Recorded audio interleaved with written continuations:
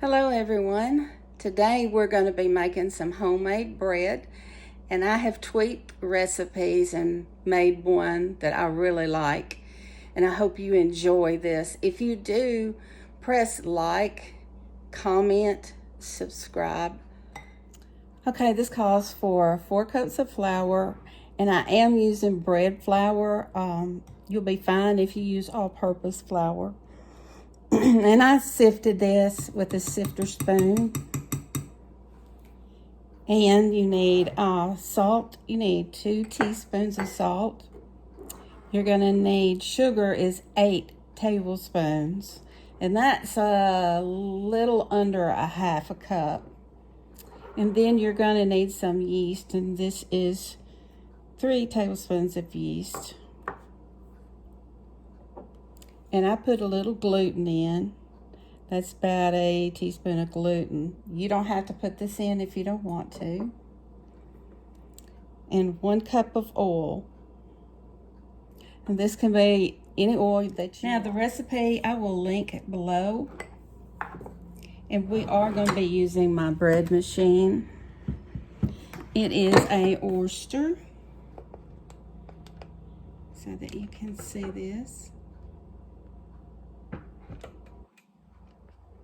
You're also going to need some warm water, and that's a 1.25 cups. This is where you put your sugar in. Sugar really activates the yeast. Yeast loves sugar. And here is the yeast. Now I'm going to stir that up. I'm going to activate this before I put it in. Some people don't.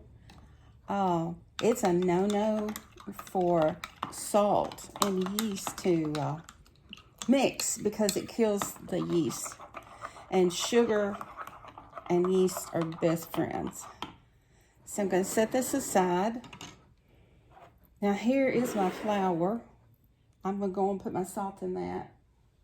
And then I'm going to sift it again because it is my yeast enemy. But you've got to have some salt in it.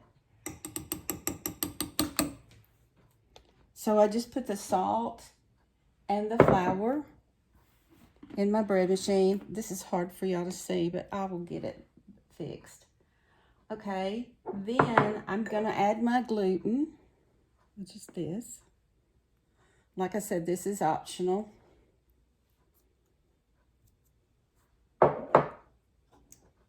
And my oil.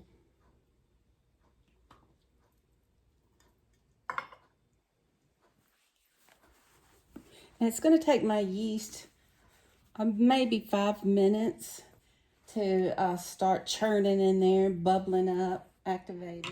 Okay, as you can see, my yeast is really foamy. And that's the way you like it. I'm just going to stir it up again. And it's doing its thing. I do come in here and check it occasionally to make sure it's mixed up before it starts rising. And it usually is. This dough will make 2 loaves or 1 big loaf. I am going to make 1 loaf, and I'm going to save some back to make homemade pizza. And I will be showing that one in another video. I did want to tell y'all, checking on my dough, and it is doing great. But if you want onion bread, just put you some dried onions in there, enough to your taste. If you want garlic, you put some garlic in there, some garlic powder with it. If you want it raisin, you put you some cinnamon and you put some raisins in the dough. Now my bread, as you can see, likes about 20 minutes. But see how much it's rising? Okay, as you can see, we've got about 6 minutes left on our dough. Look how much it's rose up. I'm going to be taking it out, and I'll knead it down, and I'll cut it in half. Okay, so I got it out. Now you don't have to flour your hands. I'm just going to kind of knock it down a little bit, and I'm using my cutting board. This is not very sticky. Just make sure you wash your hands.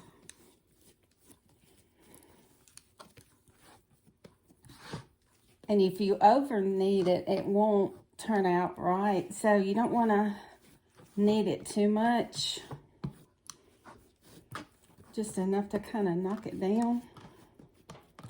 Now I'm going to cut this in half because I am going to use half of this for pizza dough. And you can put that in the refrigerator and to keep it from rising till you get ready to use it. I don't recommend leaving it over 3 days. Okay, I'm going to leave this one on the sheet. So I want this to be about the shape of that. I kind of fold everything under. I want it smooth on top. Now when this rises, you can cut it in half before you bake it, or just cut a slit in the top and you can pour some butter in it. You'll have butter bread. But I'm going to set this on and I'm going to let it set again. I'm going to put it on my stove where the stove light hits it and it's warmer. I will be putting a damp cloth over the top. Now I just, every now and then I check on this to see how much it has rose up. And it's probably going to take about an hour. Now you can also save this dough and you can make the best cinnamon rolls. And I will do a tutorial on that too. But as soon as this processes, I will be right back. Okay, I set this in my oven with just the light on for about an hour and a half. And you can see how much it has rose. That's the way I like it, kind of rounded over the top.